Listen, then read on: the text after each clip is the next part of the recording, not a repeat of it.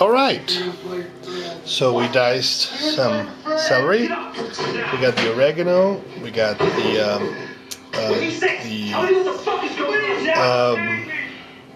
curry. I used 4 potatoes instead of 2 because it's a big fish, 3 carrots, and 2 cloves of garlic. And we got the lemon and the orange juice. The lemon is going to be at the last, the orange we're going to put with the fish. Then Mom suggested that we had a little bit of barbecue sauce. Mom suggested that we put this on the fish, and Mom's suggestions are always good. She also suggested that I make a bed of potatoes, which means I slice the potatoes instead of dicing them, so I can put them all in the bottom of the pan rather. And that's what we're going to do now. Oops, there goes one potato. So let's do that. Let's make a bed of potatoes. The pan is nice and clean. The oven is on, warming right now as we speak.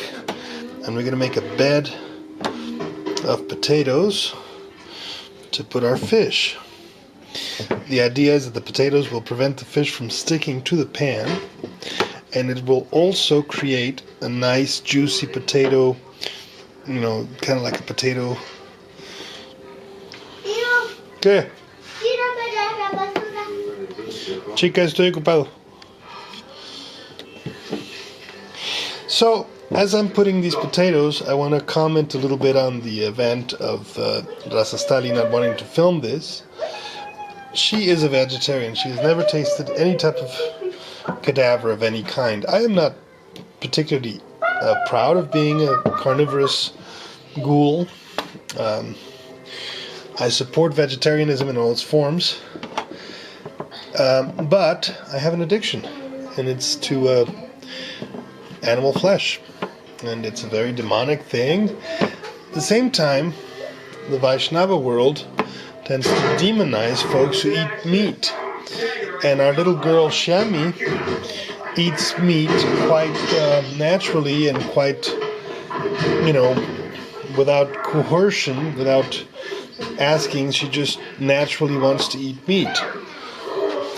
So we decided, my mother and I, her grandma and I decided that she should eat meat if she asks for it.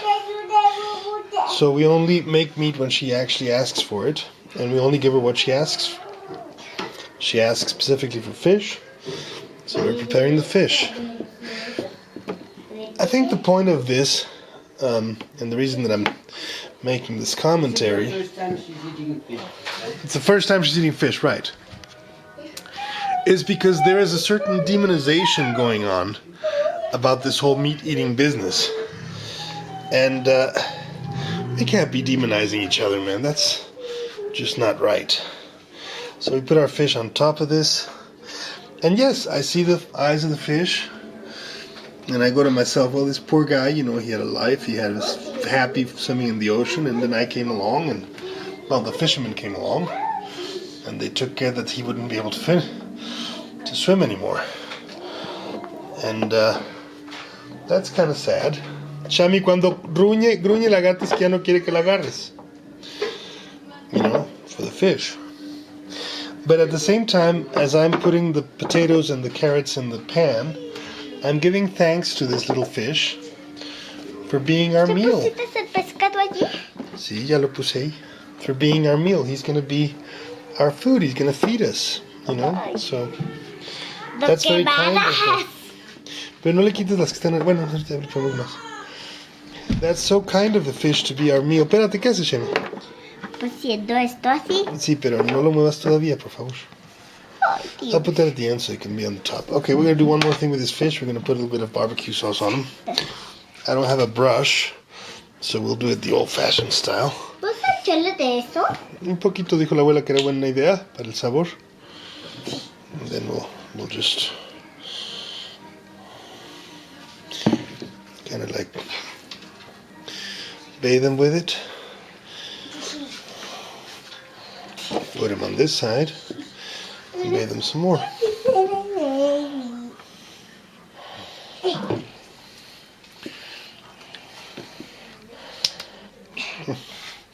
And then we'll put this so it'll stick to it. Okay, good. So yeah, it's a whole philosophical thing. This thing of we're actually eating a dead animal. You know, we're eating a poor dead fish, and we're doing it with no guilt, Está rico esto. free of guilt, Esto. because somehow we recognize that there's carnivorous humans and there's vegetarian humans, and they are not necessarily the same species.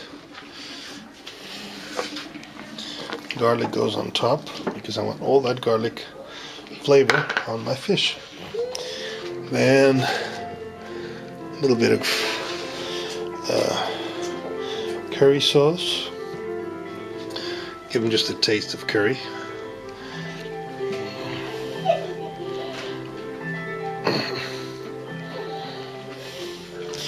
And I gotta cut the apples and put the oregano in there, and then the fish is gonna go in the oven, so we're gonna have to do that, but pause for that.